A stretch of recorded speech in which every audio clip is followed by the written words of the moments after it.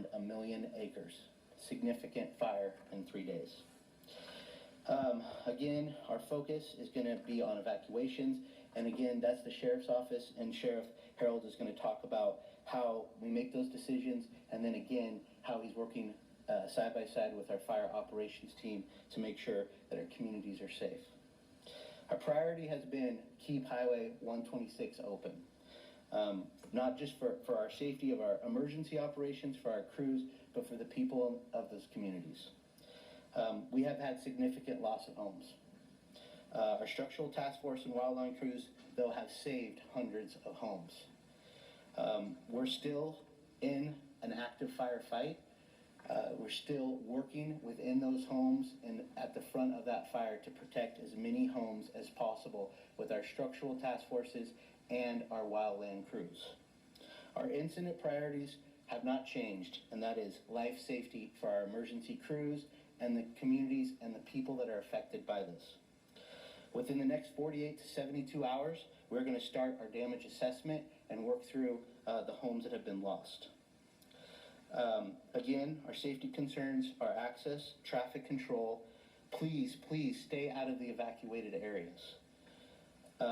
There's still falling trees, debris. Highway 126, we constantly have crews working to keep that road open for our emergency crews.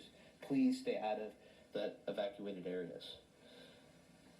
One success is we have not had one firefighter, law enforcement officer, or first responder hurt since this incident.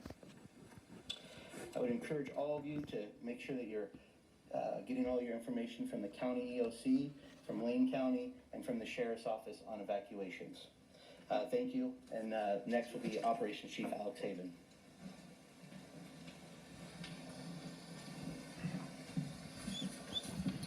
Good evening, Operations Chief for Oregon State Fire Marshal's Office. On Monday night, when the holiday farm fire started, multiple agencies responded to the areas of Rainbow and Blue River. They were quickly overwhelmed by fire. Steady east winds and dry fuels caused significant fire growth, making it difficult for firefighters to combat the fire and tragically impacting multiple communities. Tuesday morning, the Oregon State Fire Marshal's Office deployed an IMT and 2 structural task forces from the counties of Yamhill and Polk. Upon arrival, firefighters were quickly deployed out to the fire line up Highway 126 with a priority of assisting 3 local task forces in the area of Blue River and rescuing multiple civilians that were trapped by the fire. Tuesday night, ODF deployed an IMT and Wildland Resources, Oregon State Fire Marshal's Office, and ODF Resources quickly unified towards a collaborated effort. Since then, structural and wildland crews have been engaged in active firefighting along Highway 126, providing point protection to structures and working diligently to create control lines around structures and the front of the fire. As a result, hundreds of homes have been saved. We continue to look for opportunities to slow fire progression and monitor areas that have been impacted by fire. And this time I'm going to turn to the map and just kind of give you a quick rundown of where crews are at and what we've got and how we're structured.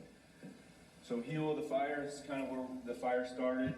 This is your Blue River area, your Rainbow area. We have crews, both wildland, from the United States Forest Service, ODF, and the State Fire Marshal's Office staged up here, spiking them out. A lot of those resources are staying up there 24 hours a day. They're doing, continue to do point protection. We're doing mop-up now around structures, and we're also looking for opportunities to kind of get behind the fire line. We're also assisting, there's some residents that are still in that area, and we're also providing assistance to them where we can. So from Rainbow, pretty much through Nimrod, the Highway 26 has almost been inaccessible to our fire crews just because of down power lines and trees, falling rocks and debris.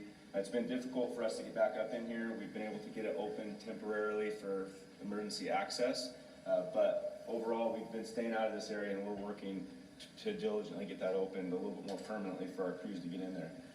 Most of the work the last few days since Monday, and this is where the fire progressed basically through Tuesday morning and Tuesday night, but Vida west all the way through Leeburg, and you can see where the fire's at now. We've had crews doing point protection, ODF working to try and get in front of this line to create those control lines, and then they're trying to get around it on each one of these we still have a lot of active firefighting going on in here. And as crews, we're starting to mop up in some areas, but as crews are working, there's still a lot of additional hazards that we're experiencing, bridges that are burning through. So there's still a lot of risk in there, still a lot of work to be done. Over the next few days, we'll begin experiencing a shift in the weather from an easterly flow to a north-northwest. This will most likely cause a change in fire direction and behavior that is consistent with local fire patterns and terrain influences. The fuels will be they're still significantly dry, and fire behavior growth is still a concern of ours. This may cause smoke to lift and be a lot more visible from the west. So the communities of Springfield and Eugene and up north and down south will be able to see the fire a lot more visibly. So there will be a lot of fire, potential smoke column. It's all anticipated. Yeah, and we understand that there are a lot of questions also about structures in the residence that may have been impacted. And as we continue to work the fire, we're also looking for opportunities to begin performing those structure assessments that Chief Yoakum talked about. We're working with Lane County Sheriff and Lane County Emergency Management on a plan to start these assessments and when fire conditions create safer conditions for us to get into the area. And once able to do so, we will have a structural assessment task force dedicated to begin assessments of impacted residents and conditions within those communities.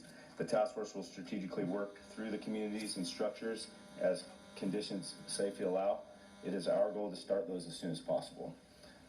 We would like to thank the local fire, law enforcement agencies for their continued partnership and support of the incident management team. Thank you.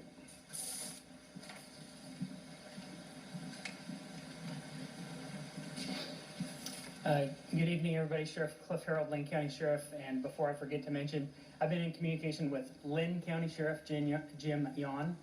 We also have Lynn County Sheriff's representative that's been in the same room as me since 6 a.m. this morning and has been every day. So in good communication with the Lynn County Sheriff's Office for all the folks that are in Lynn County regarding evacuations, and Sheriff Yon, of course, in his EOC up in Lynn County. So the information I'm going to share, I'm going to be predominantly talking about Lane County, but it is applicable to that southern Lane County evacuation. As you've already heard, this fire moved really fast on Monday, so when it came to evacuations, our on-duty staff were participating in that along with on-duty fire resources up the river as quickly as they could, I should say, as that fire moved quickly downriver. Tuesday, we were able to get our feet under ourselves a little bit as the IMT stood up. We had good information. We've been co-located with them throughout. And so we're making those evacuation notices based on the best information we have standing right next to the fire folks. So Tuesday we were able to establish some better evacuation zones. And then I think Wednesday we made a slight adjustment, which did include that level 1 in Thurston. I know it impacted at a level 1 a lot of folks. But since that time we've established those, and we're feeling real confident that those are what they need to be. I think we're hearing some from the community that since there was so much change early, and now that they're feeling like there's been a significant change, why aren't the evacuation zones changing? And as you just heard, the fire is changing, right? Winds change. It's an active fire. And so we're confident that those evacuation levels are what they need to be. And we really need the community to understand that those are based on the best information we have available, and they're for the community safety, and they're for the firefighter safety, right? We don't want to do anything that hinders their ability to fight this fire. It's really important that folks pay attention to those evacuation levels and heed that. We recognize that people, obviously there's a lot of concern, right, about folks that live in that area, folks that were supposed to be in that area. So we have a call center that's got a really good system for documenting those calls. As people call in, they say, hey, I have a loved one that was supposed to be at X location in the fire. We've got a really good system in place for documenting all those. We've been documenting all those. We're plotting them as we plan with fire on how we'll go out and do assessments. We have all those plotted, and we're ready when the fire conditions allow us to go out and do those welfare checks. We also need people to call us back when they've made contact, right? So they can't get a hold of somebody that they thought was in that area. They call us and let us know. Well, that's great. Keep doing that. If subsequently you have contact with them and you know that they're safe, we really need you to call us back. Again, we've got a good system in place to track all that, but we have to have that communication from the community. And that's through our call center, the call center number. So we need folks to continue to do that for us. As was mentioned by the fire chiefs, there's a lot of concern about structures, and we understand that significant fire that went through there. We'll continue with our planning on when they're able to allow us to go in and do any sort of assessment of structures. We're going to provide that information to the community as soon as we're able to. Again, really need the community to understand this is an active fire. It's still happening, and we have to let the fire folks do their work first. That's the priority. Life safety is the priority. So just as a reminder on that, on the limited access, again, we know that the community wants to get back in there. You may have heard from somebody who came in through a back road and said, no, I was fine, I was able to get through. 5 minutes later, that information is old. A different tree has come down, a different fire has spiked up. So please don't listen to that rumor mill information that you can access certain places. We really need you to pay attention to the evacuation zones and heed those. It's really of utmost importance, not only for your own safety, but for the safety of the firefighters going up and down that highway. We've gotten some reports from our fire folks that on the east side, the highway, it has people on it that just need to not be there, and they are hindering operations, and it's causing a safety hazard. And so we really need to ask people to pay attention to those and heed those. We actually have some resources coming in from the National Guard tonight. They're going to help us control those access points. They'll be set up where, for the last couple of days, we've had deputy sheriffs and state troopers and some ODOT folks set up at those. We'll have National Guardsmen helping us staff those. Will continue to be in communication with us and with fire with respect to access, but they are coming in tonight and getting set up. Once they're in place, that's going to free up our law enforcement resources rather than having to be so many of them stationary right there. They'll be able to do a lot more patrolling. So as long as fire conditions allow, we'll have law enforcement patrolling these communities. We understand it's a big deal when we've asked you to leave your home. We're going to do the best job we can patrolling in those areas. We're going to be contacting people that we find in those areas. We're going to be identifying those people. And I want the community to know criminal behavior is not going to be tolerated. We're going to take enforcement action as necessary on those situations. We have some great partners, particularly with Oregon State Police, but the Eugene Police Department, Springfield Police Department. We have Forest Service LEOs, and the Deschutes County Sheriff's Office coming in from the other side. So we've got a lot of good cooperation going with respect to being able to provide those services. Obviously, the community understands this is a significant event, right? I mean, there's been nothing like this in the years that I've lived in Lane County. I've been with the Sheriff's Office for 30 years. I've heard from my fire professional new friends, this is a historic and unprecedented event.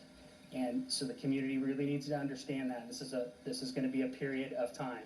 This is going to be something that's in place for a period of time. We're preparing for that. We've got the partnership and the communication. We're preparing for that, and we need the community to prepare that this is a period of time for us to work through this.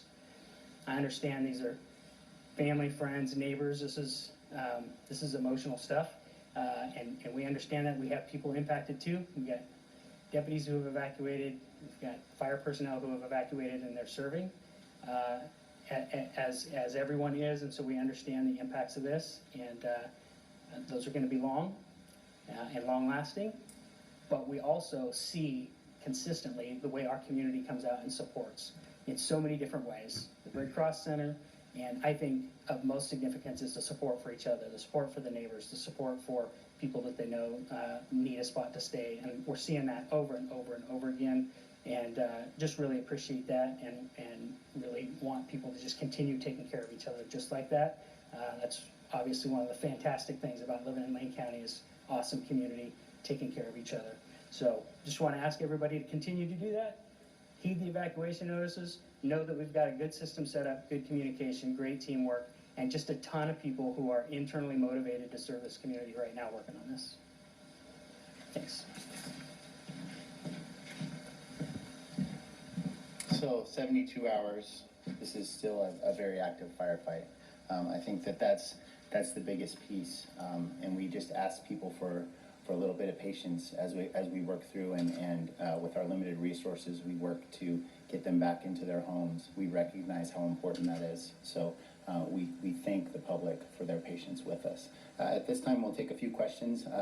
It's not going to be many because I've got to get these important people back to their jobs, but we will take a few questions, and if you just identify the speaker that you want to hear from, we will bring them up so that everyone can get the best view.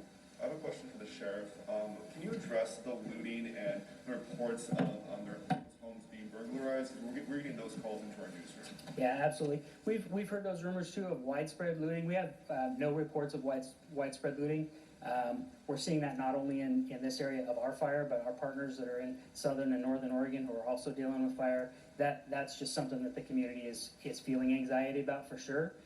Like I said, we've got everybody in my patrol division is working 12 on, 12 off, regardless of days off. We're putting staff out there. They're going to be, now with the National Guard coming in, they're going to be freed up to be even more visible, high visibility patrols. The short answer is we don't have any reports of widespread looting. And I have a question for one of the incident commanders. Are there any words on fatalities at this point?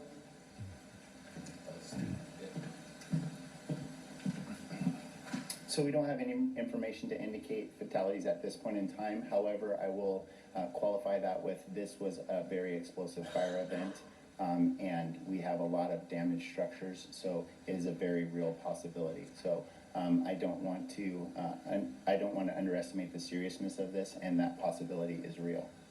And then also when it comes to people worried about animals and livestock up in the Mackenzie Valley, how can they help, or how are you working with the Humane Society to rescue some of those animals that may be trapped up there? Yeah, we've got several groups that we're working with to try to rescue animals. We're trying to enable people with larger animals, horses, things like that. We're trying to find ways to get those animals to safe spaces, but they're working within the system and working with firefighters so that we don't have people moving unaccounted for in the fire area. As I've said before, we're using fire at times to stop fire, to remove fuel ahead of fire, and it's very easy for someone to get caught in the middle of that, and we really, really, really don't want something like that to happen. So we need to know everyone who's in the fire area, and we need to know exactly where they are. Yeah. So there's the estimated containment date of October 29th. Could you share with me what containment means for that date? Does that mean like 100%, or is that just managing that? You know, I would say that containment means that we are confident that that fire is not going to move anywhere else. And I would say that estimate is very rough. We put those numbers into the system to give ourselves, sort of something to shoot for.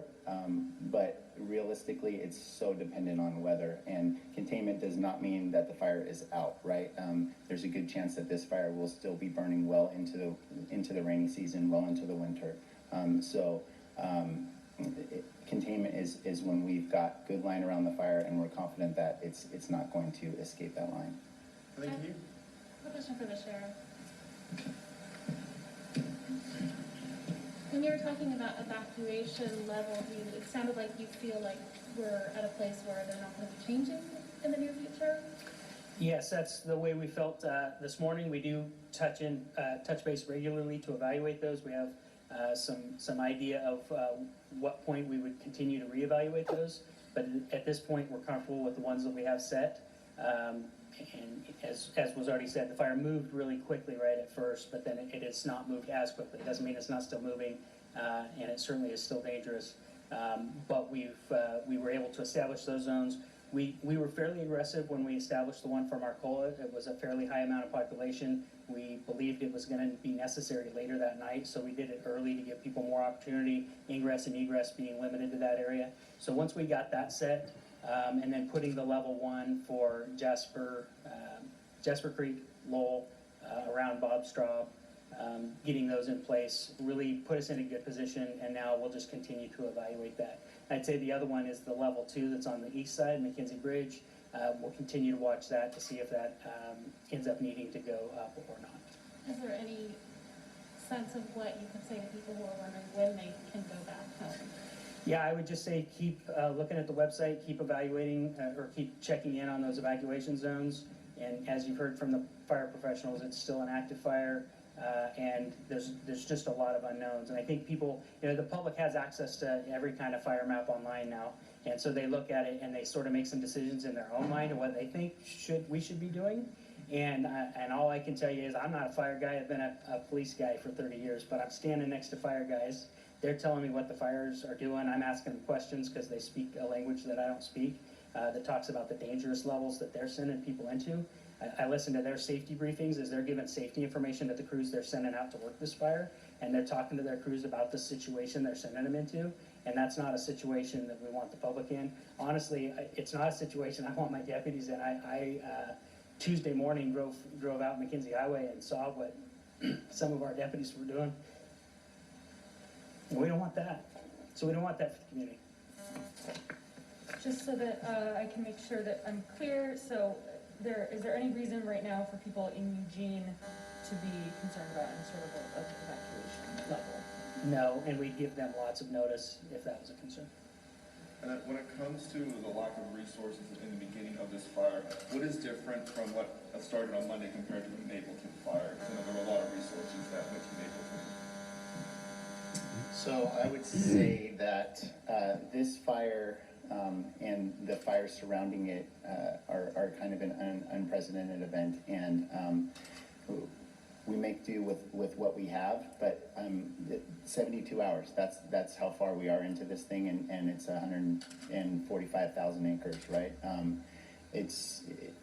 We just haven't seen anything like this in this state, and then we're dealing with it all along the whole West Coast. So, I can't compare it to other fires or what resources they have, but I would just say that I don't feel like we're being shorted in any way by anyone. All these fires are dealing with shortages of people. So it's just a tough situation all around. And to kind of reinforce what the sheriff's saying about those early evacuations and the importance of that, I know there's a fire in Clackamas County right now, and there's a road with cars stacked up on it. And, it's so important to give people that early warning and start getting them out early so we have plenty of time to get them out of the way of this fire.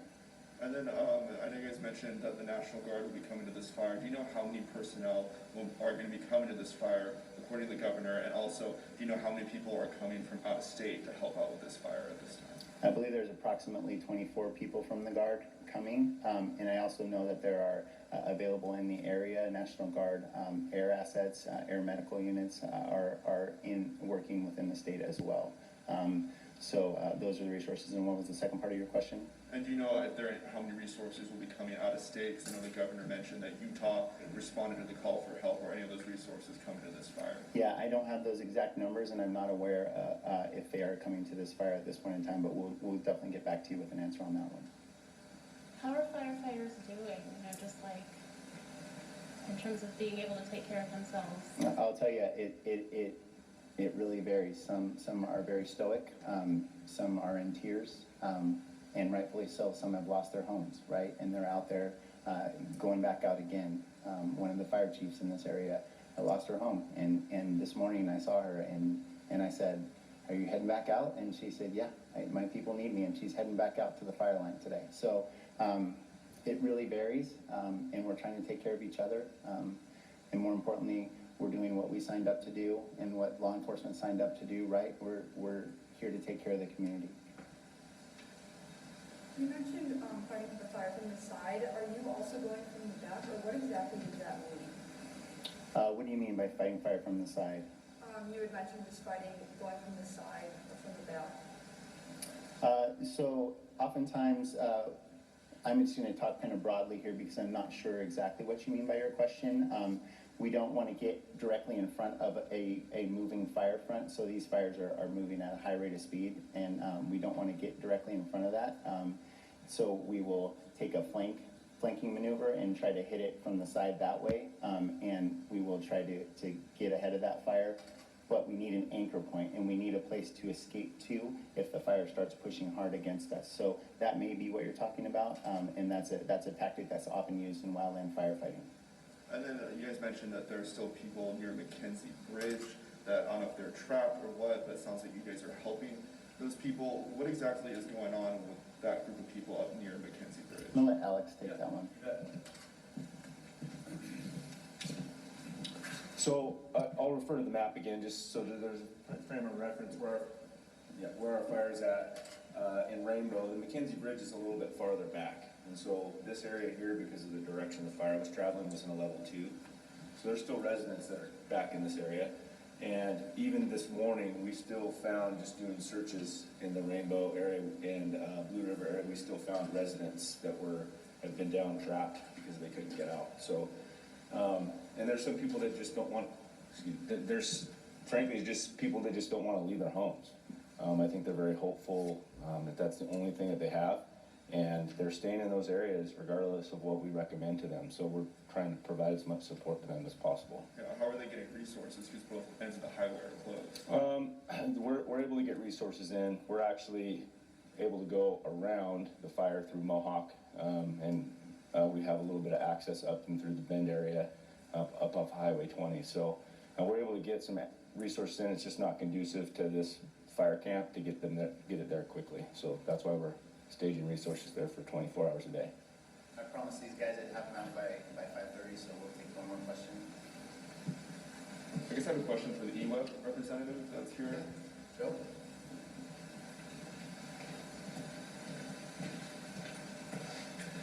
So we're getting a lot of concerns about just the tap water and water contamination in general. Can you address those concerns that the community is having? Yeah, absolutely. So we are aware that there are taste and odor issues with the tap water in Eugene, and that's directly related to the fire impacts. What you have is you have the burned and eroded slopes above and around the river, and so when you get that burned material, it adds quite a bit of additional organic compounds into the water. And so one of the things that we started doing on Wednesday was we started using powder activated carbon, and what we call it PAC. What powder activated carbon does is it essentially absorbs the molecules of the organics that we're finding in the untreated water. Once those molecules attach to the carbon, we're able to filter those out and then backwash the filters. And it's going to take, I would say, probably Friday or Saturday until folks in Eugene start to notice an improvement in their water. But I do want to certainly emphasize that the water is disinfected. It is safe to drink. It's just not up to the standards that people have come to expect. Thank you, and I'll be around for a little bit longer for additional questions, but we're gonna release our incident command staff and our law enforcement staff to get back to their good work. Thank you, fellas. Anything else I can answer for you guys before we close it out? Thank you all for coming, I appreciate it.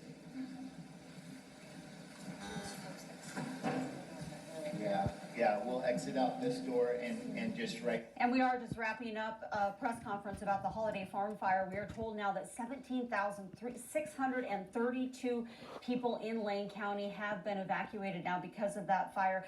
Of course, a lot of people wondering when they're going to be able to get in and find out if their homes are still standing, if they're okay. They say really that just depends on the weather. They're hoping in the next 3 days or so things will start to settle down and they'll be able to let people, or at least get back in there themselves and find out the situation there. Boy, some of the numbers they talked about, Renee, absolutely astonishing. So far, 145,000 acres have burned in the Holiday Farm Fire. That will continue to grow. But overall, when they talk about the state of Oregon, a 10-year average of 500,000 acres a year, and already we have seen 1 million acres go up in flames in just the last 72 hours. So, you heard them complimenting the efforts and the work of all those firefighters and all the law enforcement officers. And one number did stick out to me, too, that not one has been injured so far, despite those terribly dangerous conditions out there. Quite remarkable what we're seeing develop.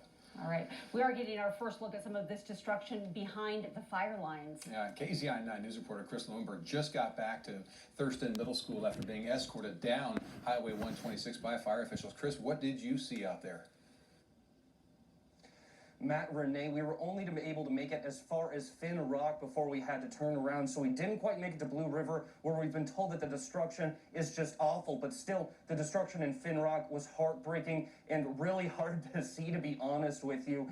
But this trip did not start as bleak. We were headed east up Highway 126 in between Thurston and I would say around Vida. The most notable thing was the thickening smoke and the thickening ash on the ground. Now, we caught a crew mopping up after a backburn behind houses on Highway 126 just east of Leeburg. Those crews were hard at work, and there was another crew that was nearby on structural protection as well. But once you get past Vida, the destruction really starts there. So until you reach Nimrod, so between Vida and Nimrod, the damage is significant, but not every house is burned. The fire seemed to be saving some houses at random while others just burned to the ground. But getting past Nimrod is where things get more bleak. Between Nimrod and Finn Rock, the landscape just had more and more buildings burned up, houses with just their chimneys remaining, houses after houses, but still, some were still there, miraculously saved from the flames, and the roads themselves were absolutely littered by trees and downed power lines, so it is clear that it is not yet safe to drive up Highway 126. But again, we were not able to get up to Blue River safely, but judging by the damage in Finn Rock, I'm guessing that there is no good news there. Reporting in Springfield, Chris Lewinberg, KUZI 9 News. All right, Chris, thank you very much. We should point out that Chris did get some pictures of some buildings that did not survive that fire, but in terms of personal homes, we were not allowed to take any video or pictures of those homes because we did not want to be the ones that delivered the heartbreaking news to the owners of those homes if their home had indeed burned to the ground. Well, Lane County Sheriff Cliff Harold, you just heard him say that the community really has stepped up to take care of each other in this time, and even people who lost everything are finding ways to give back. KUZI 9 News reporter Emma Jerome is live at Silky Field at Springfield High School with one woman who doesn't have a home to go to but still found a way to help others. Emma. Even in times of tragedy and crisis, humanity is coming through in ways like I've never seen it before. You can see a glimpse of that behind me with all of the donations here at Silky Field. But I want to tell you about Tiffany Limbert. She's an employee at Voodoo Donuts here in Eugene, and she said she went to work who were more than willing to donate food to just comfort people during this time.